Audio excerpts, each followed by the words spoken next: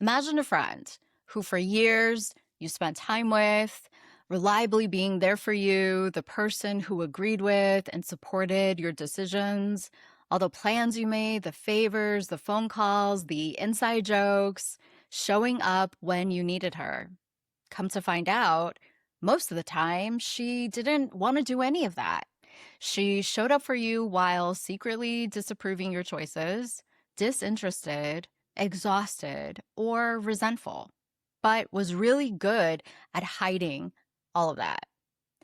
Then you find out the reason why she did all of that was that she thought that that was what being a good person was all about, being agreeable and self-sacrificing.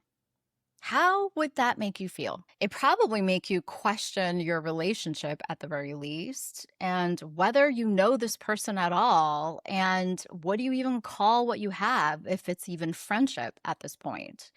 But the wild thing is that that's what many of us have been doing to the people in our lives without even realizing it. And it's also one of the patterns to burnout.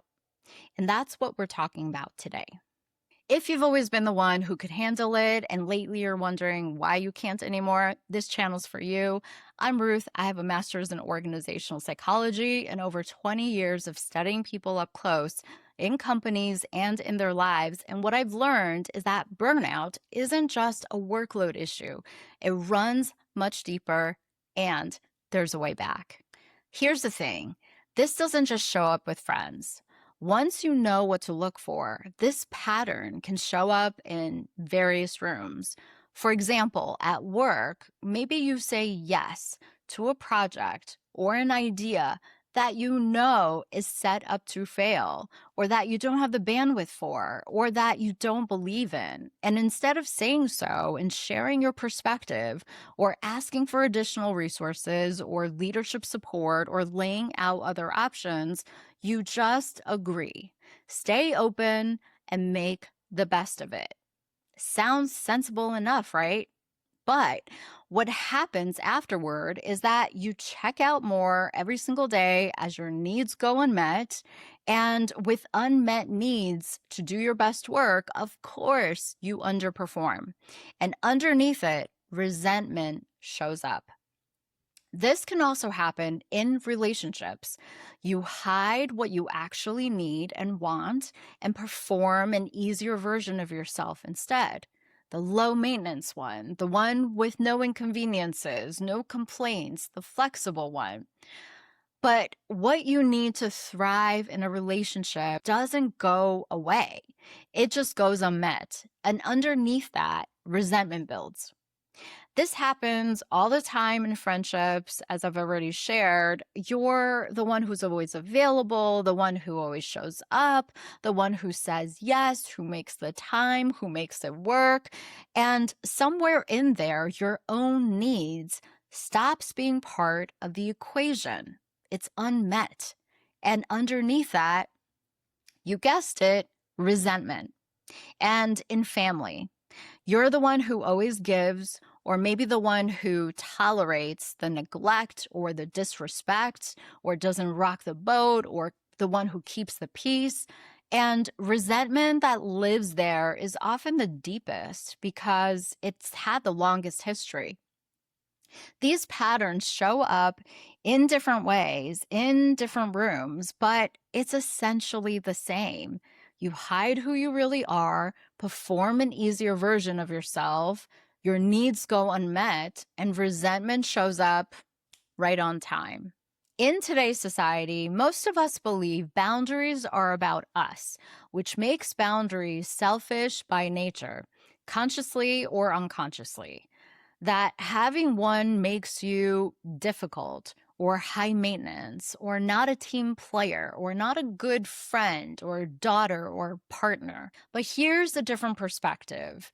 Without a boundary, you're robbing everyone else of getting to know who you really are, because you can show up as yourself and nobody gets to know your real preferences, your real beliefs, what you need and want and what you care about, what you value, what your goals are, what works and what doesn't work for you. Essentially, nobody gets to know the real you.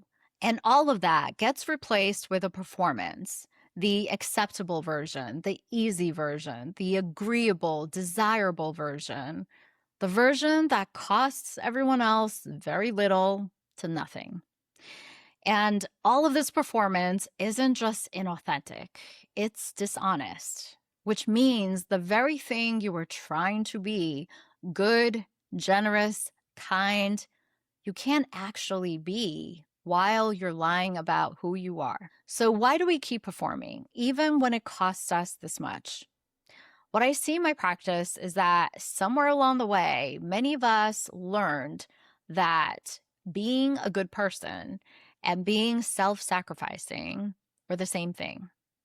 Being easy got rewarded, and having needs got punished.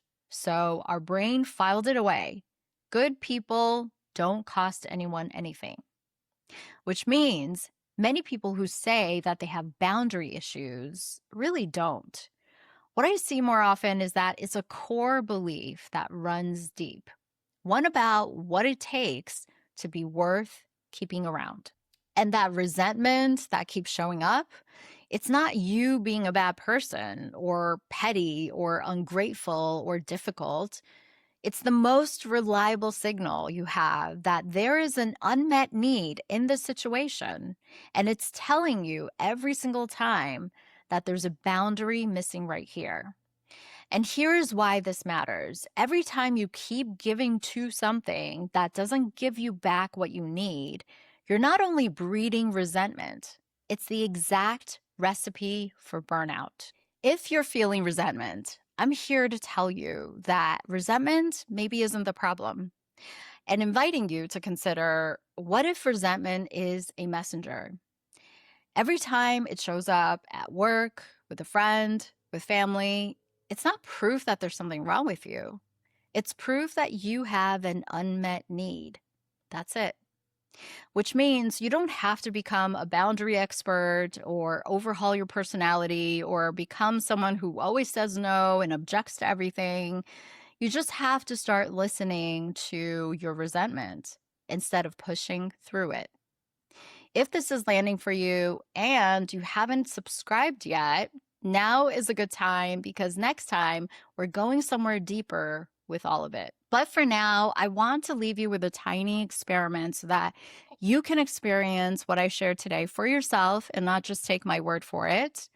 This week, notice resentment when it shows up. And when you do, ask yourself one question. What is my unmet need in this situation? That's it. You don't need to do anything else differently. What you're doing is practicing the muscle of checking in and reading your own signal and treating the resentment as information instead of something to push down. If this topic landed for you, this is what this channel is about, burnout and the way back, seen differently.